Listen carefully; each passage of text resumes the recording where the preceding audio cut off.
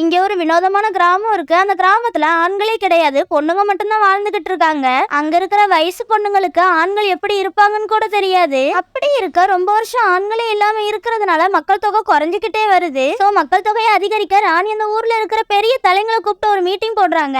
அதுக்கப்புறம் ஊர் மக்களை வர சொல்லி வயசு பொண்ணுங்களை வேட்டைக்கு அனுப்பணும்னு முடிவெடுக்கிறாங்க. வேட்டைக்கு போறதுனா இந்த ஊரை விட்டு வெளியில போய் வெளியில இருக்கிற ஆண்கள் கூட இருந்துட்டு பிரெக்னென்ட் ஆனதுக்கு அப்புறம் திரும்பி வரணும். அப்படி திரும்பி வர்றவங்களுக்கு பெண் குழந்தை பிறந்தா ஊருக்குள்ள வச்சுக்கிறாங்க.